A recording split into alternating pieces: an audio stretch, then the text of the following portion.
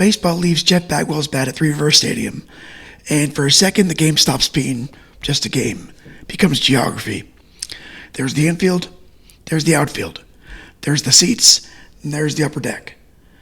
Then there's that spot in the stadium where everybody understands normal dimensions don't apply. Bagwell didn't just hit a home run on May 29, 1996. He hit a ball into the part of Three River Stadium where baseballs are not supposed to go. This wasn't a random slugger running into one. This was Jeff Bagwell in the middle of becoming the full version of Jeff Bagwell. The crouch, the forearms, the violence, the patience, the speed, and the first base defense, the whole impossible package. A first baseman built like a fire hydrant who stole bases, drew walks, hit missiles, somehow looked like he was sitting in a chair, while at the same time preparing to destroy a baseball. The pitcher? Danny Darwin, former Astro, Texas guy, veteran, crafty. Annoying in the way only a veteran pitcher can be annoying, and exactly the kind of pitcher who's supposed to know better than to give Jeff Bagwell something he can send into orbit.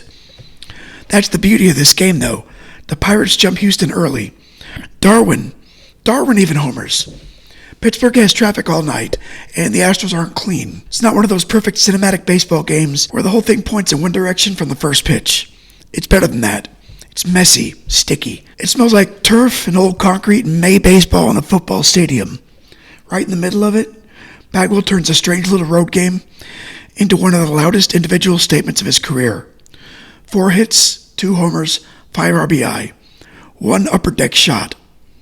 Astros 50. Jeff Bagwell. This one clears the wall and keeps going. Welcome back to Sports Lab 100. I'm documenting one game per player till I reach 100. Today we're at Astro 50, which is a big number for a big player. Jeff Bagwell is not just another entry in the project.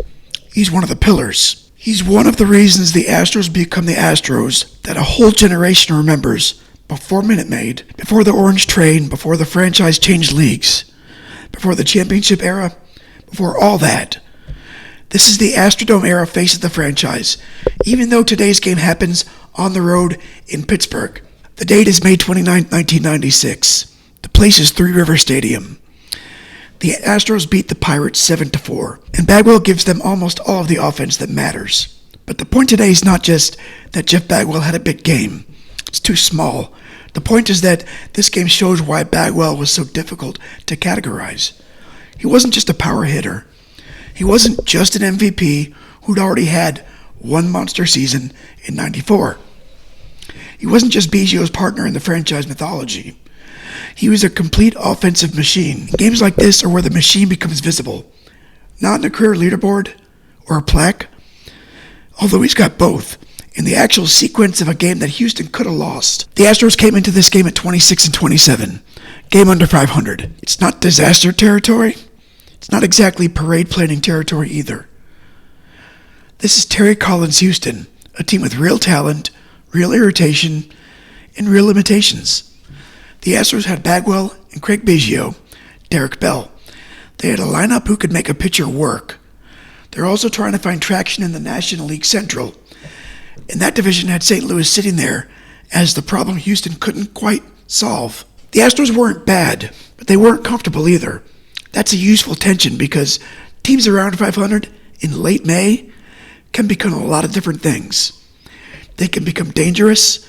They can become average. They can become the kind of team that looks pretty good for 2 weeks, then drives you insane for 2 weeks, then convinces you again, then lets the whole thing leak out in September.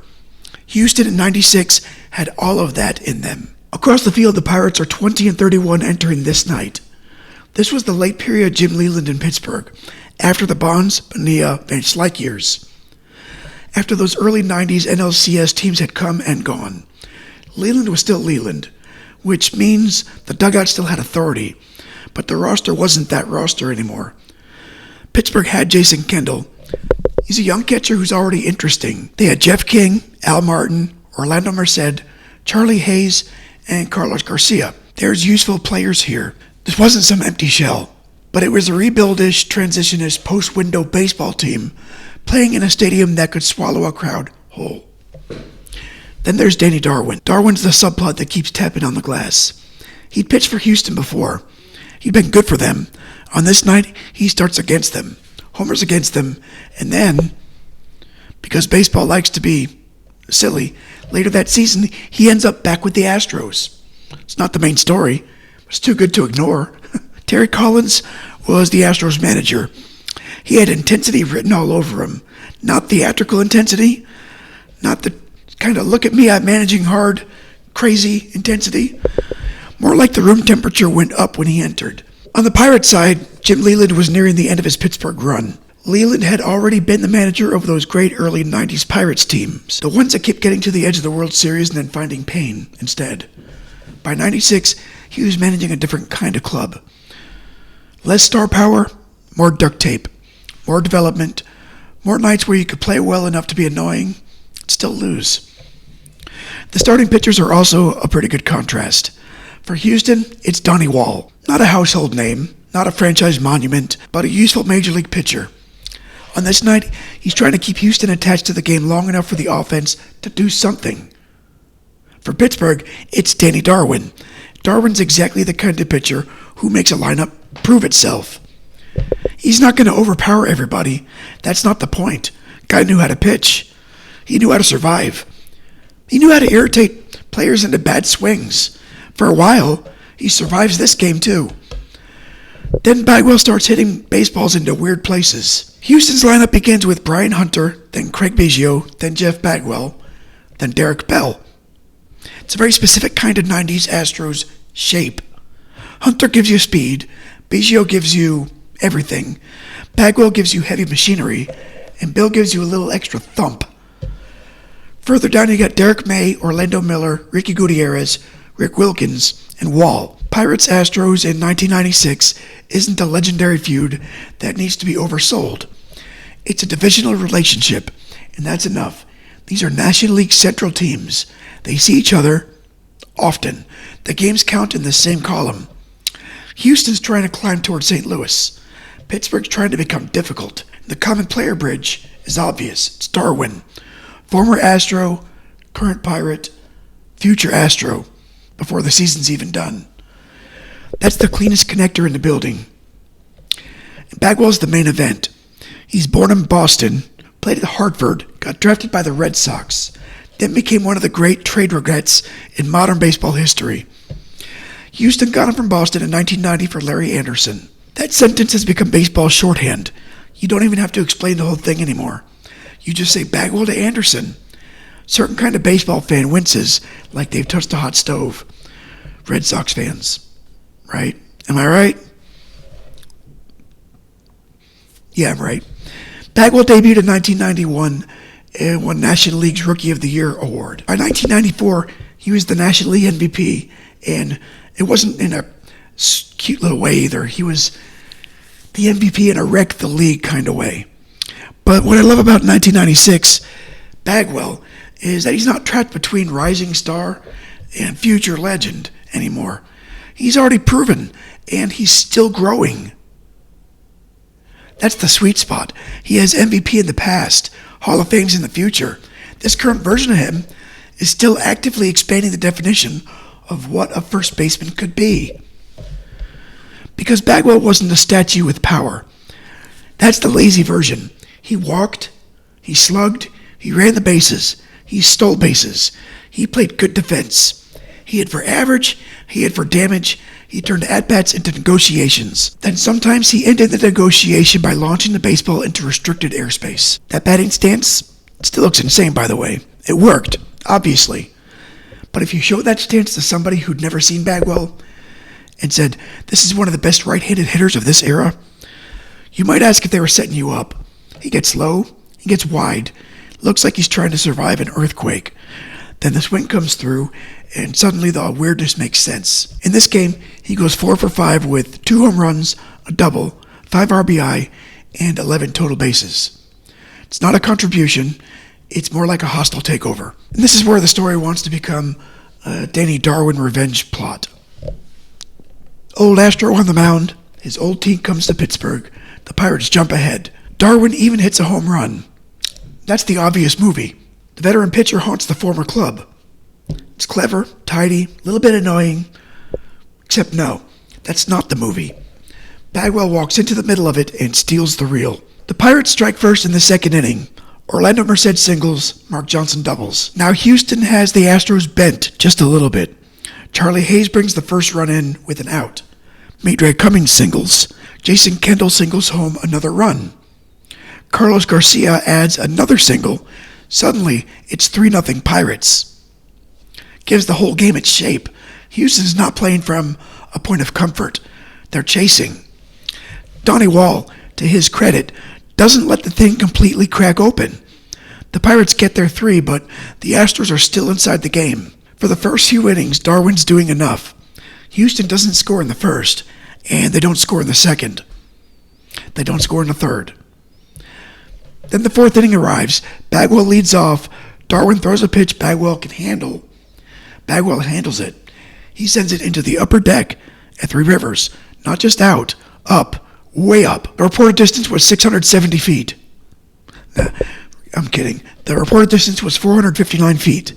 And the historical footnote, Bagwell joined Willie Stargell as one of the very few players to reach that upper deck territory. This is not just a home run note. It's a stadium note. Certain parks have sacred landing spots. The upper deck at Three River Stadium was one of them because Stargell had made it a part of his personal folklore. If you hit one there, you're not just adding to your stat line, you're entering the park's memory. Bagwell makes it 3-1. In the bottom of the fourth, Pittsburgh threatens again. Cummings singles, Darwin doubles. And that's rude. Pitchers, there's supposed to be a resting place for the opposing pitcher in the lineup. They're not supposed to start hitting like a corner outfielder, but Houston escapes anyways. And that's one of the quiet themes here. Pittsburgh keeps getting people on base and not catching enough of them. In the fifth, the Astros trim it again. Ricky Gutierrez singles. Rick Wilkins comes through with a run-scoring hit. Now it's 3-2, and Houston's moved from down early to right there. The Pirates have a chance to answer in the bottom half. Al Martin singles, Jeff King walks, Charlie Hayes walks. That's a dangerous inning. That's an inning where you say, please don't let this become 6-2. But they strand it. Stranded runners in this kind of game are not just missed chances. They're little unpaid bills. Eventually, somebody comes to collect. In the sixth inning, Bagwell singles, Derek Bell singles, Orlando Miller makes an out, but it brings in the tying run, and now it's 3-3. So Bagwell's homered, singled, scored, and helped pull Houston all the way back. Then Denny Darwin does the weirdest possible thing. He homers. A pitcher in his 19th Major League season. It's just his second home run. And again, the game tries to become his story. Pirates up 4-3, former Astro, veteran pitcher, unexpected homer. The home crowd gets a moment. It's a great little baseball story sitting right there on the tee. Baseball says no. The top of the seventh, Rick Wilkins singles, Biggio gets involved, and then Bagwell comes up with Houston trailing by 1. This is the at-bat that turns the game. It's not the tape measure homer. That's the one everybody remembers first because it made the building look smaller. But the seventh inning double is the practical blow. Bagwell doubles in 2 runs. Astros lead 5-4. That swing changes the scoreboard, changes the leverage, changes the whole mood of the night. Darwin's out. Houston has the lead. Pittsburgh's early punch is gone. Still, the Pirates don't fold. Bottom 7, Orlando Merced doubles. Charlie Hayes is intentionally walked. That's another real chance, but again, nothing. In the 8th, both teams get traffic. Houston gets hits from Orlando Miller and James Mountain.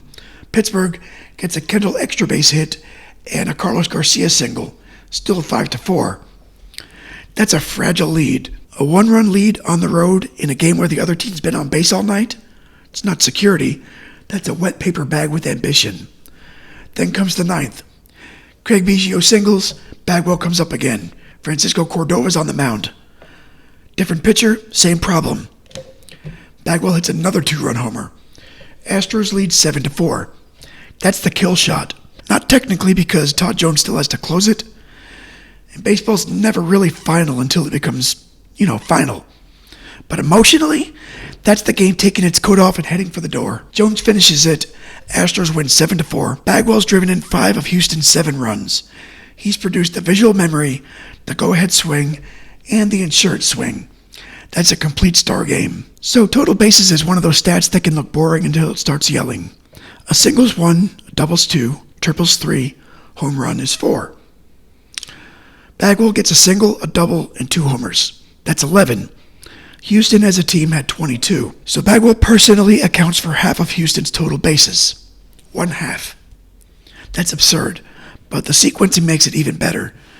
Because 11 total bases in a blowout, where everybody's throwing meatballs, the score's already dumb.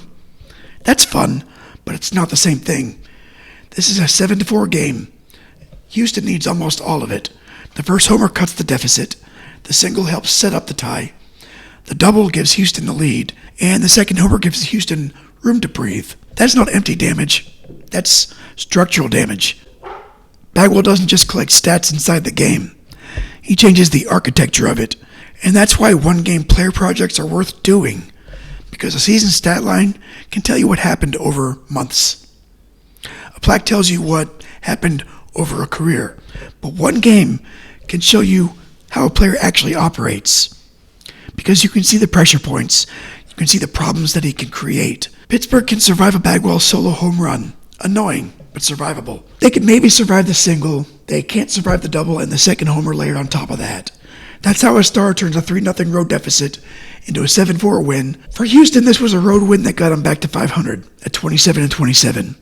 That sounds modest because it is, but in late May, modest matters. A team around 500 trying to decide what it is. Every win's a small argument for relevance. Every loss is a small argument for irritation. And the Astros already had enough of the early season wobbling that a game like this had practical value. They'd fallen behind 3-0. Their starter didn't dominate. The Pirates had 14 hits. The opposing pitcher hit a home run. Houston still won. That's a good sign, even if it's not a clean one. And the way they won matters because the franchise identity in this era is so tied to Bagwell and Biggio. Biggio's in the middle of the 9th inning insurance rally. Bagwell, he's the Thunder. That combination is the emotional center of the whole club, really the whole franchise. The Astros would spend much of 1996 close enough to matter, then September punishes them. They finish 82-80, second in the National League Central, 6 games behind St. Louis. The Cardinals were the wall, and Houston did not climb over it. But this game belongs to the version of the Astros that still believes it could. For Pittsburgh, this is a painful but understandable loss. They get early offense, they hit, they force Houston to do work. Darwin gives them a bizarre and frankly delightful pitcher home run. The Pirates have enough base runners to win, but they leave too many out there. That's the losing team's version of a haunting. Not always one great mistake. Sometimes it's accumulation. Walk here, stranded runner there, a star hitter that you didn't bury when you had the chance, and a lead that can slowly turn into a memory. Pittsburgh fell to 20-32 after this game, and the season stayed hard. They finished 73-89, last in the National League Central. And with Leland, there's a little extra melancholy, because when you think of him in Pittsburgh, you think in terms of those excellent teams that couldn't quite get through. By 96, he's not managing the same caliber of roster. He's still trying to squeeze baseball out of it, but the window is clearly closed. This game is a pretty good snapshot of that. Competitive, interesting, not enough. For Bagwell, this is a peak strength postcard. He'd already had the 1994 MVP and the Rookie of the Year awards in his closet. He's already a star. So it's not an arrival game. It's a confirmation game. It confirms the way he could dominate without the game becoming a cartoon. He doesn't need a 12-run Astros explosion. He doesn't need everybody else to create the night for him. He makes the whole night himself. The upper deck homer gives the game its myth. The 7th inning double gives it its hinge. The 9th inning homer gives it its ending. That's a beautiful distribution. Because if all he did was hit a 459-foot home run, we'd still might be talking about it. It would be a pretty cool Bagwell tape measure footnote. But because he also delivers the practical hits, it becomes a better episode. The distance and the timing are in the same box score. And that feels like Bagwell. The spectacle was real. The substance was better. He'd go on to have one of the great long runs in Astros history. 449 home runs, 1,529 RBI, more than 2,300 hits, a huge on-base percentage, Hall of Fame induction 2017, and an entire career spent in Houston. One franchise, one number, one stance that still looks like a dare. So the easy ending is just say this was a nice May game. Bagwell had a huge night. Astros won, Pirates lost. Everybody moves on, tie the bow, file the tape, eat a sandwich. Except that's wrong, because games like this are how a player becomes bigger than his numbers. You don't remember every home run. You don't remember every double. You don't remember every road win in May. But you remember ones that create a picture. Bagwell at Three Rivers hitting one into a place, associated with Willie Stargell, then coming back later and winning the actual baseball game. That's a picture. For Astro 50, that's exactly what we need. Bagwell's career after this game keeps building the same argument. The Astros never win a World Series with him as an active player. That's the bruise in the story. But the player himself becomes undeniable. He and Biggio become the franchise's long-term identity. They bridge the Astrodome to the new ballpark. They bridge different uniforms, different roster builds, and different eras of Houston baseball. They get the franchise continuity before the later championship era recreates the public's perception of this club. Good or bad. You know what I'm saying? Bagwell also becomes one of those players who's more interesting the more carefully you look. The surface version is a power-hitting first baseman. The real version is much stranger and better. He was a slugger with speed, a power hitter with patience, a first baseman with athleticism, a superstar who still somehow feels under-discussed nationally because his career happened in Houston, because the Astros didn't win it all during his run, and because the late 90s, early 2000s offensive environment was pretty crowded with loud numbers. But if you put Bagwell under glass for one game, the picture sharpens. May 29, 1996 is not his best known game. Probably should be better known than it is, because this is the Jeff Bagwell thesis in one night. He could hit it farther than almost anybody. He could beat you in the actual game situation, and he could make a road game in Pittsburgh feel like part of Astros history. Now we turn the page hard, because the next episode is not Astro 51. It's Blue One, Robert Thomas. April 24, 2025. St. Louis Blues, Winnipeg Jets, Stanley Cup playoffs. And if this Bagwell game is about one star bending a baseball game with violence and timing, the Robert Thomas game is about a different kind of control. 4 assists, a playoff building going feral. The Blues taking Game 3 from Winnipeg 7-2, and Thomas operating like the guy with the remote in his hand. That's a perfect first step into the Blues project, because Robert Thomas is not just a scorer. He's a connector. He's the rhythm player. He turns possession into panic for the other team. So next time we leave the upper deck, we leave Three Rivers, and we go to a playoff hockey building where the puck starts moving like it has instructions. Robert Thomas, the next 100 begins. And that's it for Astros 50. Jeff Bagwell, May 29, 1996. 4 hits, 2 homers, 5 RBI, 11 total bases. 1 upper deck swing that turned a May road game into a landmark. I'm documenting 1 game per player until we reach 100. And halfway through the Astros list, feels right that the player's Bagwell, not because the list ends here, and not because the Astros story belongs to one guy. If you're building a monument to Astros baseball 1 game at a time, eventually you have to stop and point at number 5. This was that stop. Thanks for watching Sports Lab 100.